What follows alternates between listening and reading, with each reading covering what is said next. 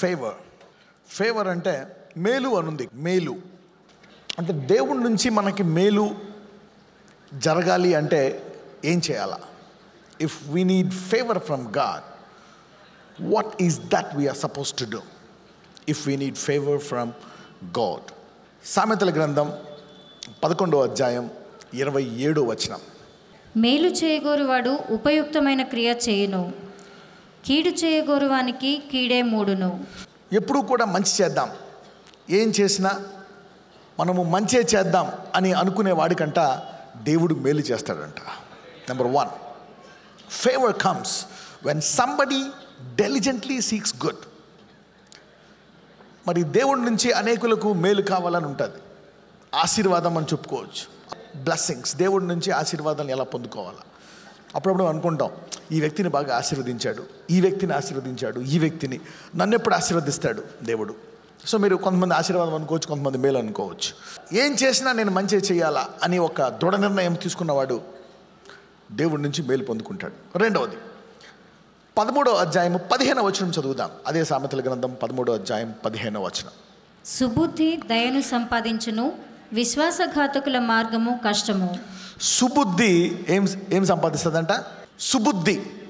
మనం వాక్యం చదివేది కూడా సుబుద్ధి రావడానికి. ఏది చేయాలా, ఏది చేయకూడదు, ఏమేం చేయాలా అనేటువంటి జ్ఞానం ఉండాలంట. సుబుద్ధి మనకి ఏమిస్తుందంట? దయ ఇస్తుందంట దేవుడి నుంచి. సుబుద్ధి అనేది ఎలాగొస్తుందో తెలుసా? అనుభవంతో వస్తుంది అన్నమాట. అనుభవపూర్వకమైనటువంటి జ్ఞానముతో మనకి లభిస్తుంది. ఇలా చేస్తే ఇలా జరిగింది కాబట్టి నెక్స్ట్ టైం ఇలాగా చేయకూడదు. ఒక్కొక్కసారి దెబ్బలు బాగా తగలడం ద్వారా కూడా తెలుస్తుంది, ఓహో నేను ఈ పనులు చేస్తున్నాను కాబట్టి దీనివల్ల నాకు నష్టం లభిస్తుంది కాబట్టి ఈ పని నేను చేయకూడదు. దాన్ని ఏమంటారంటే సుబుద్ధి అంటారు. అవునా? బుద్ధి అనమాట, జ్ఞానం, ఇంగ్లీష్లో గుడ్ అండర్స్టాండింగ్.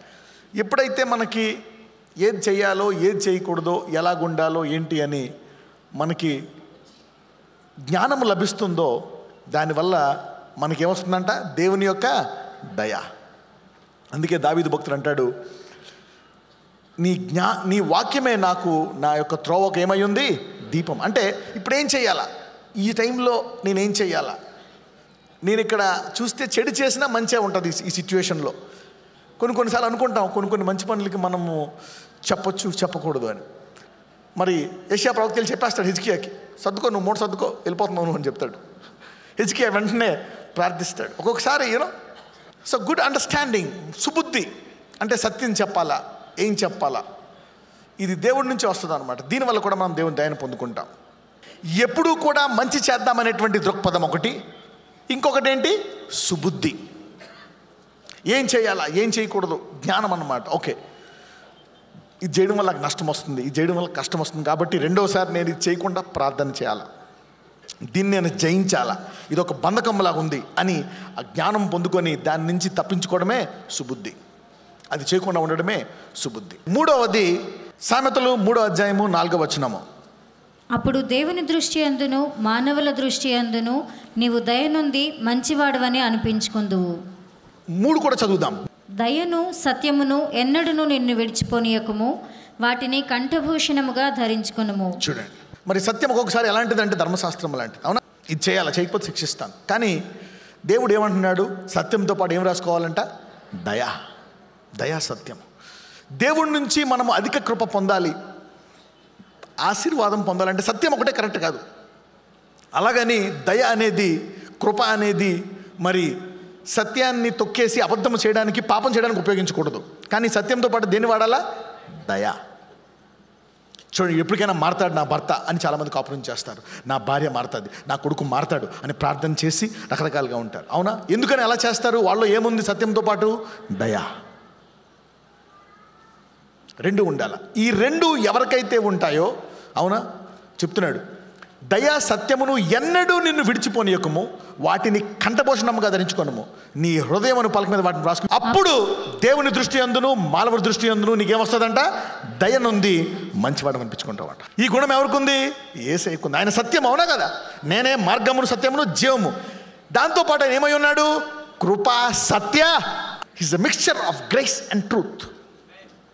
ఎందుకని కృపా సత్యం ఉంది ఆయనకి? కొంతమంది చెప్తారు సత్యమైతేనే కదా నువ్వు బాగుపడతావు. కరెక్ట్గా చెప్పాలి. నిశ్చయముగా ఆయన మన బలహీనతలను, మన వ్యసనములను, మరి ముందు ఈ గుణాలు ఎవరికి ఉన్నాయో చూద్దాం. 16వ అధ్యాయము 6వ వచనము సామెతలు. కృపా సత్యముల వలన దోషమునకు ప్రాయశ్చిత్తము కలుగును. యెహోవా యందు భయభక్తులు కలిగి ఉండుట వలన మనుష్యులు చెడుతనము నుండి తొలగిపోదు. కరెక్టే. By mercy and truth iniquity is purged. కొంతమంది కావాలని పాపం చేయరు, అది వారి బలహీనత. ఎలా తెలుస్తుంది అంటే, ఎందుకు బలహీనత అంటే దాన్ని జయించడానికి కలిగినటువంటి ప్రార్థనా జీవితము లేకపోవడం వల్ల, దాన్ని జయించడానికి కావలసినటువంటి ఆత్మీయ బలము లేకపోవడం వల్ల. కరెక్ట్గా ప్రార్థన చేస్తున్నావు, అయితే ఏం చేయాలి? నువ్వు ఇంకొంచెం ఎక్కువ సేపు సమయాన్ని గడిపి ఆ బలహీనతను బలముగా మార్చుకోవాలి. అయితే మరి ఆ బలహీనత ఉన్న దేవుడిని విడిచిపెట్టాడా? విడిచిపెట్టలే. ఇప్పుడు సత్యము నీకు రాకూడదు, కోపం నువ్వు ఇది చేయకూడదు అని ఉంటే బలహీనత పోతుందా? పోదు. ఇనిక్విటీ అంటే ఏంటి? పాపము కాదు, బలహీనత వల్ల వచ్చి పాపం. అయితే ఇది ఎలా పోతుంది? కృపా సత్యము వలన దోషము పోతుందండి. అంటే దేవుడు నీ బలహీనతను కూడా చూసి కృప చూపించి వీడు ఎదుగుతాడులే ప్రార్థనలో. అవునా? ఇలాంటి వాక్యాలు వింటే వీడు కొన్ని సంవత్సరాలకి వీడు ఎదుగుతాడు అని దేవుడు కృప చూపించాడు కనుక నీవు ఎదిగినప్పుడు ఆ బలహీనత బలముగా మారిపోతుంది. సో కృపా సత్యము ఉంటేనే ఎవరినైనా బాగు చేయగలం, లేకపోతే మనము చేయలేం. అంటే కృప ఏం చేస్తుందంటే బలహీనతను బలముగా మారుస్తుంది. Grace will change the weakness into strength. అందుకే కరెక్ట్గా ఉండాలి. అప్పుడప్పుడు నువ్వు నిర్ణయం తీసుకోకూడదు. అందుకే నీకుండే కోపంతో, తీర్పుతో పాటు ఏముండాలి? నీకు కృప, కనికరం గల హృదయం కూడా ఉండాలంట. అందుకే అంటాడు కృపాసత్యం వల్ల దోషమునకు ప్రాయశ్చిత్తం కలుగుతుందంట. కొంతకాలం బానిసగా ఉండొచ్చు, కొంతకాలం ఉద్యోగస్తుడిగా ఉండొచ్చు, కానీ ఎప్పుడైతే నీ హృదయంలో కృపాసత్యము రెండు ఉన్నాయో ఏదో ఒక రోజు పరిపాలించే అధికారము గల ఉద్యోగము, ఆశీర్వాదము నీకు లభిస్తుంది. సామెతలు 20వ అధ్యాయము 28వ వచనం. కృపాసత్యములు రాజును కాపాడును. కృప వలన కృపాసత్యములు ఎవరిని కాపాడతాయంట? రాజును కాపాడతాయంట. అంటే వేరే ఆ రాజ్యము నాశనం అయిపోకుండా ఆ రాజుల యొక్క రాజ్యము నిలబడడానికి, అవునా, ఏమొస్తాయంట? కృపా సత్యం. సో దేవుడు తన రక్తంతో మనల్ని కడిగి ఏం చేశాడు? మనల్ని రాజులైన యాజకులుగా చేశాడు. అవునా? నువ్వు యాజకుడే కాకుండా చూడండి, అప్పుడప్పుడు మనకు ఒక్కొక్కసారి బంధకాల్లో ఎప్పుడు ఉండిపోతాం. బంధకాల్లో ఎప్పుడు బంధకాలే. కరెక్టే, నువ్వు సత్యాన్ని పాటిస్తున్నావు, అయితే సత్యంతో పాటు నీకు ఏం కావాలా? కృప. కృపాసత్యములు రాజును కాపాడిన, అంటే ఇక్కడ ఇంగ్లీష్లో ఏమంటుందంటే ప్రిజర్వ్ ద కింగ్. కృప వలన అతడు తన సింహాసమును స్థిరపరచుకొనును. అంటే ఎప్పుడైతే కృపాసత్యము రెండు ఉంటాయో నీ సమృద్ధి, నీ రాజయోగం, నీ ఐశ్వర్యం, నీ ఉద్యోగం, నీ ప్రమోషన్ అది స్థిరముగా ఉంటుంది. అంటే దేవుడు ఎవరిని ఆశీర్వదిస్తాడు? ఎవరి మీద దయ చూపిస్తాడు? ఏముండాలా? వాళ్ళలో ఏముండాలా? కృప సత్యం. యోసేపు అన్నదమ్ములు ఎంతమంది మొత్తము? యాకోబు పిల్లలు ఎంతమంది? 12 మంది. 12 మందిలో 11 మంది మూర్ఖులా కదా? ఏమనుకుంటారు వాళ్ళు? యోసేపుని చంపేద్దాం. ఒకడేమో గోతులేసేద్దాం, డబ్బులు అమ్మేస్తాడు. ఇంకొకడేమో ఎలాగలా వదిలించుకుందాంలే. ఎవరికైనా కనికరం ఉందా? కానీ యోసేపుని జైల్లో వేసేసిన తర్వాత 9 ఏళ్ల తర్వాత, 9, 10, 11 ఏళ్ల తర్వాత ఏమవుతుంది? అదే యోసేపు వాళ్ళ అన్నదమ్ములను చూసి చంపేస్తాడా? కనికరిస్తాడా? అందుకే యోసేపు 30 ఏళ్ళు కష్టాలు పడిన 90 ఏళ్ళు అంటే 60 ఏళ్ళు రాజుగా పరిపాలించాడు. అంటే ఈ 12 మందిలో దేవుడు ఒకరిని ఎందుకు హెచ్చించాడు? అతనిలో ఏముంది? సత్యంతో పాటు ఏముంది? కృప. That's the reason why they got blessed. రాజరికంగా ఆశీర్వదించబడాలి. అంటే ఈరోజు ఎవరెవరైతే చిన్న పనులు, కష్టాలు, బాధల్లో ఉండి ఈ వాక్యం విని సత్యంతో పాటు నాకు కృప కలిగి ఉంటారనుకుంటున్నావా? ఈ రోజు నుంచి నీకు ప్రమోషన్. ఈ ఆర్థిక సమస్యల్లో, ఈ ఇంట్లో, ఈ గుడిసెలో నా బతుకంతా ఇంతే అనుకుంటున్నావా? ఈరోజు వాక్యము నీ హృదయంలో, ప్రవ్వా ఈ సత్యంతో పాటు కృప, ఈ రెండు పట్టుకుంటాను నేను సత్యాన్ని అనుకుంటున్నావా? You will be promoted from glory to glory.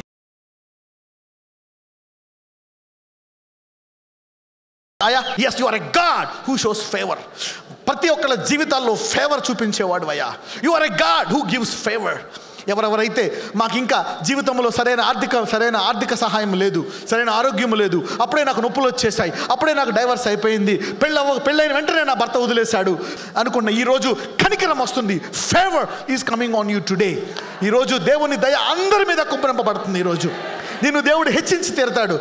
ఎవరెవరైతే నేను నా యొక్క కోరికలు తీరలేదో, నా డ్రీమ్స్ ఫుల్ఫిల్ అవ్వలేదో, దేవుడు అది మొదలు పెట్టడమే కాదు, ఆయన ఆల్ఫా ఒమేగా, మొదలుపెట్టిన వాడు మధ్యలో విడిచిపెట్టాడు, ఘనంగా ముగించి తీరుతాడు. వారు హెచ్చింపబడినట్లు ఆశీర్వదిస్తున్నాను. అన్ని రంగాల్లో నజరేయుడైన యేసు నామమున యెహోవా కనికరము ప్రతి హస్తం మీద కలిగినట్లు ప్రార్థిస్తున్నాము తండ్రి.